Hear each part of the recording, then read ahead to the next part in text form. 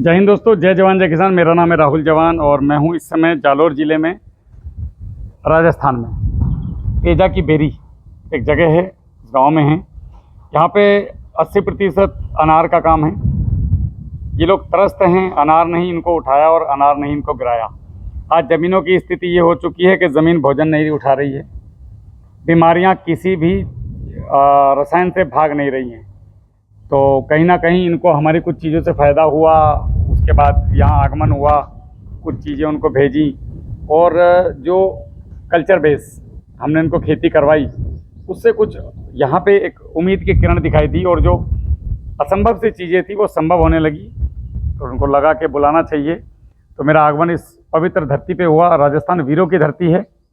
अनेक युद्ध और लड़ाइयाँ यहाँ पे लड़ी गई हैं और उनकी वीर गाथाएँ समय समय पे इतिहास में दर्ज भी हैं और गाई भी गई हैं और गाती भी जाती हैं। राजस्थान का नाम ही जिद है, जिद। जो कोई ना कर सके वो राजस्थानी कर सकते हैं। इस तरीके का यहाँ का खून, मिट्टी और यहाँ की आबो हवा है। इसी में हम आज यहाँ पे बात करेंगे कुछ किसान भाइयों से। एक छोटी सी नॉर्मल मुलाकात है। ये मीटिंग है, मीटिंग तो नहीं बोल सकते इसको, ना ही चौपाल बोल सकते हैं। ये एक चौपाल चर्चा टाइप की है कि यहाँ पे बेसिक समस्याएं क्या हैं।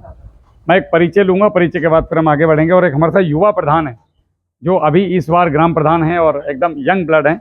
ऐसे लोगों के हाथ में देश की बागडोर आने वाली है। तो मैंने उनको अभी मैं थोड़ी देर पहले बता रहा था कि आपको वो करना है जो किसी ने नहीं किया होगा आपके गांव में। कुछ ऐसी चीज़ें लेके आइए जो बहुत लाजवाब हैं। प्रधान जी, आप हमें एक बार ज़रा इसका ये लगा लीजिए। कोई नहीं, आप इसको ऐसे ले लो। आपने बोला। बिल्कुल। आप अपना परिचय दीजिए। जी, मेरा नाम नवाब खान है। मैं पूर्व सरपंच हूँ और फिलहाल में सरपंच प्रतिनिधि हैं। वर्तमान में हम ग्राम पंचायत तेजा की बेरी में खड़े हैं। ये साइला ब्लॉक के जालोर ज़िले में आती है, जो राजस्थान में पड़ता है। आप यहाँ आए और हमारे को जो जानकारी दे रहे किसान भाइयों को फसल के बारे में, अनार वगैरह के बारे में बहुत अच्छी जानकारी दो, ताकि किसानों की उपज अच्छी हो, किसान तरक्की बढ़े, किसान आगे बढ़े। धन्यवाद। किसान डूब ही अज्ञानता से रहा है। तो अभी हम लोग जैसे बात कर रहे थे ना हाथी वाली, तो पूरा हाथी किसी ने देखा नहीं। वैसे ही खेती में हाथी है, ये भी पूरा हाथी किसी ने देखा नहीं। मेन है, सबसे पहले आपको ध्यान देना अपनी ज़मीन पे।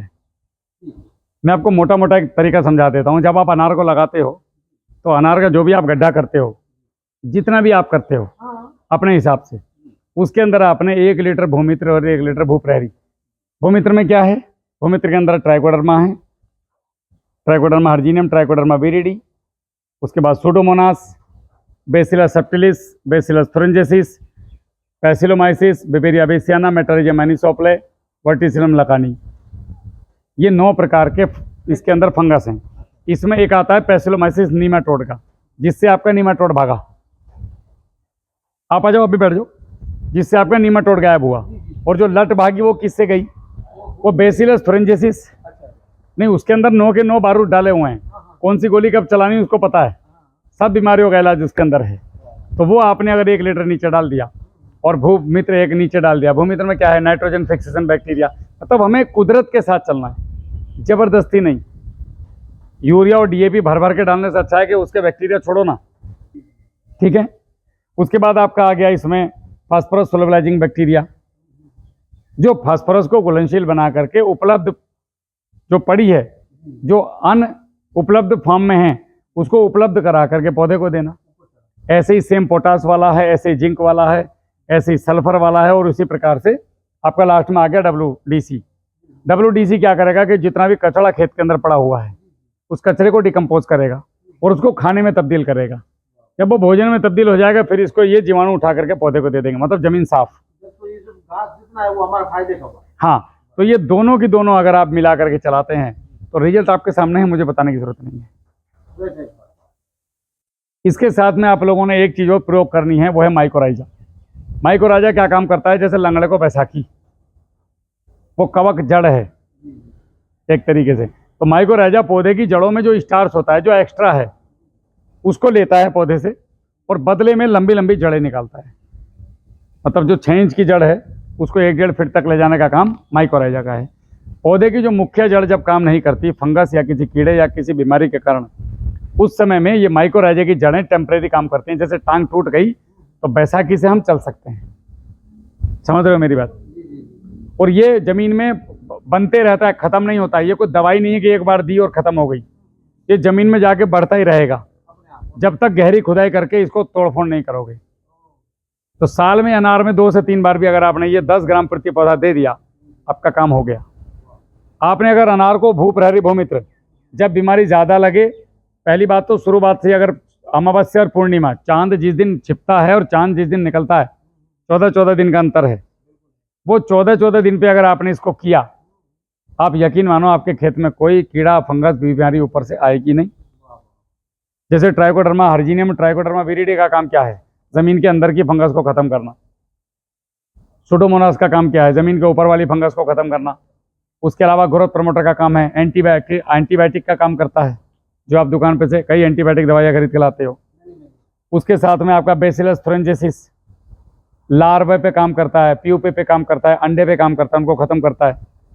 अच्छा, ये काम कैसे करता है? ये प्रोटीन बेस काम करता है। इनको प्रोटीन चाहिए। तो जितने भी जीव ये घूम रहे हैं जिनका पीएच 4 से कम है पेट का, जो पत्तों को खाते हैं, शाकाहारी हैं, ये उनके प्रोटीन को खा के जिंदा रहता है। उससे नहीं मिलेगा तो गोबर से प्रोटीन लेगा। मतलब ये मल्टीपल होने के लिए इसको प्रोटीन की जरूरत है।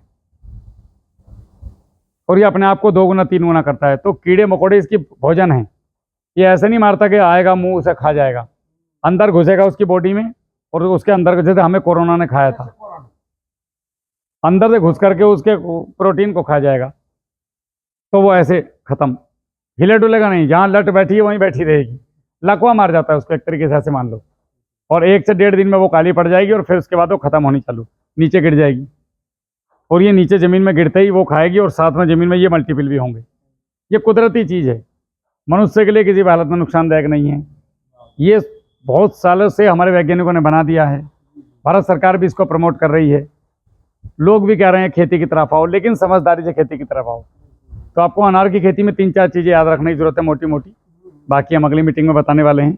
पहला, भट्टी खाद बना के देंगे। हम जो भी रासायनिक खाद डालते थे डायरेक्ट नहीं डालेंगे।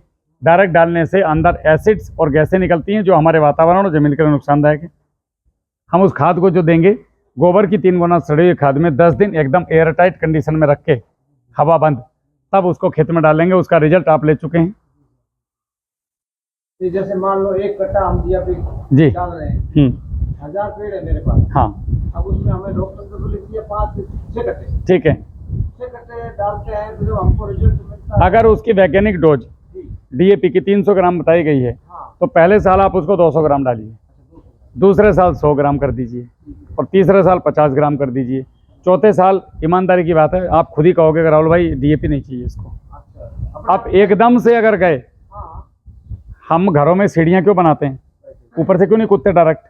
या रस्सी लेके जंप क्यों नहीं करते? धीरे धीरे करता है, करने से काम होता ऐसे ही उतरना है, ऐसे ही चढ़ना है। है। उतरना और चढ़ना, ये धीरे धीरे, सीढ़ी दर सीढ़ी। देखो, मेरे किसान को 3 चीज़ें चाहिए। पहला, मेरी ज़मीन बचे। हाँ भाई, जमीन बस ज़मीन होगी तभी तो मैं आगे खेती कर पाऊंगा। नंबर 2, मेरा उत्पादन ना घटे भाई। मेरे बालकों की फीस देने वाला कोई नहीं है। उत्पादन घटना नहीं किया। नंबर 3, जो सबसे जरूरी है, उधर से, मेरा खर्चा। हाँ मेरा खर्चा घटे भाई, भाई। मैंने ज़मीन भी बचा ली, मैंने उत्पादन भी बढ़ा लिया, लेकिन मेरा खर्चा बहुत ज़्यादा हो गया, तो बचा तो मुझे कुछ नहीं। कुछ नहीं बचा। तो पहले ही साल आपके साथ प्रैक्टिस करने के लिए मेरा खर्चा 50% हो जाता है, तो मैं फिर सोचूंगा। हाँ हाँ, अगर मैं आज 1 लाख रुपए खर्च कर रहा हूँ, आपने अगर कोई चीज़ काम शुरू किया, अगर आप उसमें 50,000 पे आगे पहले ही साल, तो 50 तो बचे भाई।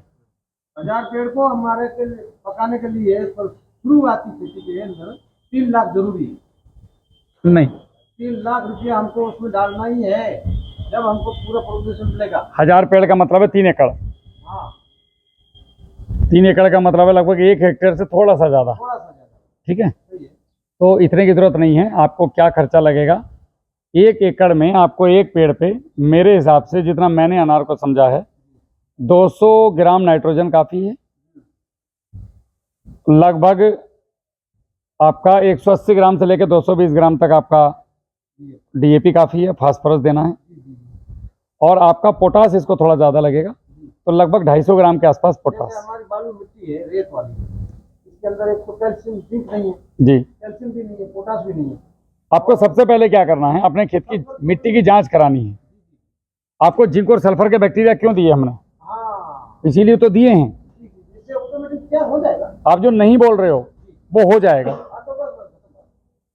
तो ये आपके हो गए। उसके बाद आपका इसका एक चार्ट है कि कौन सा खाद कितने परसेंट देना है, यूरिया का कितने परसेंट, जिंक कितने परसेंट, डीएपी का, मैग्नीशियम सल्फेट, वो मैं आप आज लोगों को समझाऊंगा। हालांकि 315 नंबर की वीडियो में मैंने इसी चैनल पे आपको वो बताया हुआ है कि किस खाद के साथ कितने परसेंट क्या क्या देना चाहिए, सूत्र क्या है खाद देने का। आपने शायद देखी हो कि नहीं देखी इलाहाबाद की? हाँ, 315 नंबर की वीडियो। तो वो आपने एक पूरा चार्ट बना के, अगर आप सिस्टमेटिक तरीके से खेती करते हैं तो, मैं ज़्यादा बात तो बड़ी बात नहीं कहूँगा, लेकिन आप जहाँ आज हैं अगले साल आपके सबके विचार बदल चुके होंगे और चेहरे की एक चमक लाइट मार रही होगी। 60-70 हो सकता है। 60-70 तो नहीं बोल सकते, लेकिन इतना जरूर है 3 की जगह पहले साल 1.5 में जरूर चले जाओगे। और कोई कोई तो फ्री में भी चला जा सकता है। ये डिपेंड करता है आपके अंदर दिल कितना बड़ा है, आप उसको क्या वैसे कर रहे हो जैसे मैं कर रहा हूँ। अगर आपके पौधे को लग रहा है कि जरूरत है, आंख बता देती है खान साहब, पौधा बढ़वान नहीं कर रहा है, पत्ते बढ़िया नहीं चल रहे, डिफिशियंसी दिख रही है, तो क्या डालूं, ये डाल दो। अगर सब कुछ ठीक चल रहा है तो क्यों जबरदस्ती पीछे पड़े उसके। तो खर्चा आपके ऊपर निर्भर करता है, ना कि मेरे ऊपर। मैंने बता दिया 50 ग्राम डीएपी डालो। अगर आपको जरूरत नहीं लग रही है, पत्ता सब कुछ ठीक ठाक चल रहा है, जड़ें बढ़िया चल रही हैं, तो फिर डीएपी क्यों डालूंगा मैं? तो मैं तो राहुल भाई 20 ग्राम में काम चलाऊंगा। बाकी का काम ये क्या करेंगे जो फास्फोरस, सोलर बैक्टीरिया दे रहा हूँ। तो देखिए, तो पहचान सर यही है जो उसका पत्ता है, तो लंबा चौड़ा रहना चाहिए, पत्ता सीधा रहे और पीला ना हो, पीला ना हो, हाँ, एकदम हरा रहे, हरा रहे। बस। तो ऐसे अपने आप आपके जो क्षेत्र में जो है यहाँ पे बोरान की बहुत कमी है, जिंक की बहुत कमी है, मैग्नी और इसकी क्या बोलते हैं अपना सल्फर की आप बता ही रहे थे। मतलब सेकेंडरी न्यूट्रिएंट्स आपकी मिट्टी में बहुत कम है। बहुत कम। अब ये नाइट्रोजन, फास्फोरस, पोटाश जो है, अब ये पता कैसे चलेगा? हम लोग कभी जांच ही नहीं कराते। अरे हमारे को तो पेड़ बताएगा आप भैया, पेड़ भी बता रहा है एक्चुअली क्या है। जो मिट्टी की जांच आती है ना निकल के, उसमें ये पता चल जाता है कि ये चीज कम है। सपोज करो इसके अंदर नाइट्रोजन काफी है, हाँ, तो मैं क्यों यूरिया लेके आऊंगा? नहीं डालना, बिल डालूंगा नहीं। अब उसमें अगर फास्फोरस की डिफिशियंसी दिखा रहा है तो फिर मैं फास्फोरस पे जोड़ दूंगा। कई बार क्या होता है कि पोटास दे रखा है लेकिन एक्सीड है, पोटास ज़्यादा है, तो फिर मैं पोटास नहीं दूंगा। मेरे पास जो सोलबलाइजिंग बैक्टीरिया है जो मैं चला रहा हूँ पानी के साथ, ये अपना आप पोटास देगा, तो केवल मुझे डीएपी पे खर्च करना है। तो मिट्टी की जांच ऐसे जो आदमी की जांच, वो ये बता देती है कि तुम्हारे खेत में क्या कमी है। करवाएंगे इंशाल्लाह। मिट्टी की जांच कोई बहुत मुश्किल काम नहीं है, बहुत आसान सी है। हर जगह पे सरकारी उपलब्ध है, नहीं मिलती तो प्राइवेट उपलब्ध है।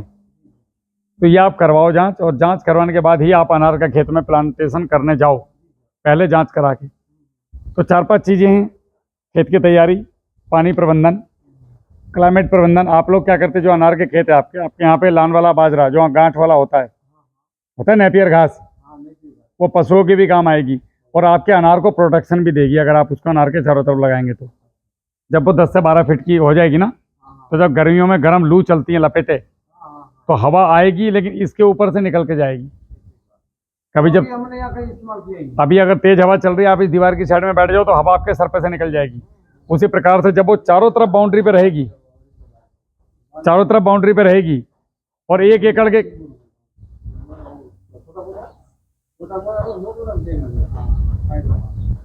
मैं बोलूं, जब वो चारों तरफ रहेगी और बीच में भी आप उसे एक मेड़ पे निकाल देंगे अनार के खेत में, तो ये एक अवरोधक पैदा करेगी और ठंडक पैदा करेगी। हरे पत्ते हैं उसके अंदर क्योंकि, और आपके राजस्थान में बहुत सक्सेस है ये बाजरा तो बहुत अच्छा है, ये नेपियर। घास भी बहुत अच्छा है। हाँ, घास क्या, ये बाजरा ही है। हाँ। अब इसको काट करके खिलाओ, नहीं तो इसको क्या करो, इसको काट करके डंडे के डंडे पूरे सुखा करके पौधे की जड़ में रख दो, मल्चिंग करेंगे। बाजरा जीप कैसे काम करता है मैं बताता हूँ। जितना भी धूप होगी, धूप में बैक्टीरिया काम नहीं करता है। बैक्टीरिया को अंधेरा और ठंडा को नमी चाहिए। तो जब मल्चिंग रहती है इसके ऊपर, जब घास फूस की मल्चिंग रहेगी तो उसके नीचे नमी रहेगी, तो उसमें बैक्टीरिया रात को भी काम करेगा, दिन में भी काम करेगा, और आपकी ज़मीन हमेशा भुरभुरी रहेगी। आपको कभी खुरपा चलाने की जरूरत नहीं पड़ेगी, और आपको माइक्रोन्यूट्रिएंट ऑटोमेटिक वो पूर्ति करेगा वहाँ से बैक्टीरिया, और कॉलोनी बहुत ज़बरदस्त डेवलप रहेगी और जड़ें एकदम सफ़ेद रहेंगी। अभी एक अनार में मैं आज वो करके जाऊँगा मल्चिंग, और 15 दिन के बाद उसका मुझे वीडियो भेजना। और अंतर बताना मुझे उस पौधे में और उस पौधे में, और पौधे की क्वालिटी में, फल की। हाँ आप लोगों को सही चीज़ें नहीं बताई गई, जो बेसिक हैं। और दवाइयों पे लेके चले गए सीधा, ये डाल लो, वो डाल लो, ये डाल लो, ऐसे नहीं होता है। तो बेसिक क्रम से अगर आपने खेती स्टार्ट की अरे वैसे तो कहीं हमारे मुश्किल यहाँ काम नहीं है। जैसे डायरेक्ट हम लोग को आते हैं डंडा मार के नमाज पढ़ाने वाले बात बता रहे हैं, अरे पढ़ो पढ़ो, और पढ़े तो क्या, किसी को सिखाया ही नहीं नमाज पढ़े तो क्या पढ़े? सीधी सी बात है, वही खेती हुई पता ही नहीं है। अब डंडा पे वो बैठ गया, घुटना टेक के डर के मारे के डंडा पड़ेगा। बस। एक बार उसे नमाज का मतलब समझा दो, नमाज पढ़ा दो, तो बंदा रोज खुद ही आएगा टोपी उठा के, भैया नमाज पढ़ के आता हूँ। ये बात है, सही है, जानकारी नहीं है हम बात मुल्ला कोई नहीं पता तो नमाजियों को क्या बताएगा? तो बताएगा नहीं बात। क्यों? नहीं, नहीं, अंधों में काना सरदार वाली कहानी चल रही है। वो चल रही है। डॉक्टर साहब नाम ले लिया तो डॉक्टर साहब बन गए। ये कैसे कहे मुझे नहीं आता है? अरे ये कुदरती हम लोग बाजरा राइडो एरेंडी कर लेते हैं। तो ये अगर आपने क्लाइमेट कंट्रोल पे ध्यान दिया तो बहुत बड़ा फायदा है। तीसरा नंबर आता है खाद और खाद प्रबंधन। तो खाद प्रबंधन में आपको आज सिखाने वाला हूँ कि खाद को देने का तरीका, जितना भी दो, जैसे भी दो, उसकी बात नहीं हो रही, दें कैसे। हाँ नमाज पूरब को मुंह करके पढ़ो, पश्चिम को पढ़ो, काबा की तरफ पढ़ो, उससे कोई लेना देना नहीं। पढ़नी कैसे है वो सिखाऊंगा, मेन वो है, मतलब खाद को देना कैसे है। इसके बाद आता है फिर कीट और पेस्ट नियंत्रण, मतलब आपका बीमारियों का नियंत्रण। बीमारी के नियंत्रण के बाद फिर आता है फ्रूट क्वालिटी, कि फल की क्वालिटी कैसे बनाएं। और फ्रूट क्वालिटी के बाद सबसे लास्ट चैप्टर आता है कि स्टोरेज कैसे करें। अनार की झंगाई भी होती है, आपके यहाँ होती है कि नहीं होती मुझे पता नहीं। फल देने के बाद में उसके जो थोड़ा थोड़ा झंगाई होती है चारों साइड से, अगले साल के लिए, ताकि तना मजबूत हो, वरना तो झाड़ फैलता जाएगा, लास्ट में वो झाड़ टूट के गिरता है, तना मजबूत ही नहीं होगा उसका। जैसे मैंने आपको सुबह वीडियो दिखाई थी, उसमें झंगाई हुआ है उसका। तो ये पूरे 6-7 सब्जेक्ट हैं, इन पे आज मोटी मोटी बात करेंगे और इन्हीं के ऊपर काम करना है। पौधे को अच्छा चलने के लिए 30% हवा, 30% पानी और 30% सूरज की रोशनी, और केवल 10% आपके खाद पानी चाहिए। और हम क्या कर रहे हैं, 90% खाद पे ध्यान है। अरे वही तो बात हो गई ना, बस यही उल्टा है, हमने घर। बस घर लुटा दिए 90% के चक्कर में, जबकि चाहिए कितना, 10%, केवल 10। अब जिस चीज़ से इनको फायदा हुआ है वो 1.5 रुपए की है एक, और 10,000 रुपए की बोतल उसके सामने फेल हो गई नीमाटोड की। पौधे का नीमाटोड गायब कर दिया एक बार डालने से। क्या है? बैक्टीरिया। हम और तुम बैक्टीरिया की बदौलत है यहाँ पे। हमारी बॉडी में जो बैक्टीरिया खत्म, हमारा खेम खत्म। और जिसकी बॉडी में जितने कम बैक्टीरिया वो उतना ज़्यादा बीमार, जिसकी बॉडी में जितने ज़्यादा बैक्टीरिया वो उतना मजबूत। ये वही तो बात है। तो मैं ये भी नहीं कहता कि एकदम तुरंत जैविक पे आ जाओ, मैं ये भी नहीं कहता तुम केमिकल खेती करो। मैं चाहता हूं आप धीरे धीरे 1 से 2 साल में, कोई 3 साल में, जैसी जिसकी परिस्थिति है, आप ऑर्गेनिक पे आओ। यही हमारा भविष्य है, वरना तो हम मानव जाति ही खतरे में आ जाएगी। हम लुट जाएंगे। आज हम, अरे लुटना तो खान साहब देखी जाएगी, महामारी जो फैलेगी उसको कौन रोकेगा। वही एक अलग बात। आज भारत का किसान अगर कैंसर का ईमानदारी के साथ जाके अपने शरीर में होने वाली समस्याओं का वास्तविक अगर टेस्ट करा ले, तो मेरा जो अनुमान है, जितना मैं भारत में घूमा हूं, आज 100 में से 40 से ज़्यादा किसानों को कहीं ना कहीं कैंसर है। ये बिल्कुल। वो आधी बीमारी घर वालों से बताता नहीं किसान अपनी। हाँ। और आदमी बीमार है। कंपनी को कभी फॉलो नहीं करते हम लोग। कंपनी बोलती है मुंह पे मास्क लगाओ, पूरे कपड़े पहनो, आंखों पे चश्मा लगाओ, हाथों पे ग्लव्स लगाओ और तब जा करके स्प्रे करो। कितने प्रतिशत किसान है जो इसे फॉलो करते हैं? एक भी नहीं, एक भी नहीं। पूरे राजस्थान में खांसते रहेंगे, बीड़ी पीते रहेंगे, जर्दा खाते रहेंगे, स्प्रे चलता रहेगा, तो कैंसर क्यों नहीं होगा भाई? तो ये हम लोगों को सोचना है, क्योंकि अनार के चक्कर में समय से पहले दुनिया समझ जाओ, खुदा ने बहुत खूबसूरत बनाया इस दुनिया को। क्या हमें लोगों की मदद करने के लिए और ज़िंदगी जीने के लिए भेजा है। ज़िंदगी जीने का मतलब है खुश रहना, और खुशी केवल दूसरों को खुशी देने से मिल सकती है। दूसरों की खुशी छीनने से तुम्हें कभी खुशी नहीं मिलेगी, चाहे कोई सा भी धर्म क्यों ना हो। जब तक आप दूसरों को खुशी नहीं दोगे, आपको मिल ही नहीं सकती, क्योंकि खुदा का एक सीधा सा फंडा है, जो देगा वो मैं तुझे कई गुना वापस दूंगा। अब जो तेरा मन करे दुनिया को बांट, नफरत बांट तो नफरत दूंगा, टेंशन बांट तो टेंशन दूंगा, खुशी बांटेगा खुशी दूंगा। अच्छा, आप मुझे मिले और मैं हंसा, मैंने हंस के नमस्ते करी, तो हंस के नमस्ते करोगे कि रो के? यहीं देख लो साला, छोटा सा बच्चा मिला, उससे गाली थप्पड़ मार के गाली से बात करो तो वो क्या नमस्ते करेगा? उसको नीचे से झुक के नमस्ते बोलो, अस्सलाम वालेकुम, भाई बोलेगा वालेकुम अस्सलाम। उसको गाली दोगे तो पत्थर और मारेगा तुम्हें फेंक के। जहालत को दूर करना है बस, खेती की भी और अपनी भी। तो इन चीज़ों को अगर आप करेंगे तो आपको बहुत लाजवाब रिजल्ट मिलेंगे और एकदम फ्री में खेती हो जाएगी आप लोगों की। ये 1.5 लाख 2 लाख 3 लाख के सीन भूल जाओ, ये लंबी कहानियाँ हैं। 10-10 5-5 हज़ार में खेती होती है साहब, और लोग कर रहे हैं।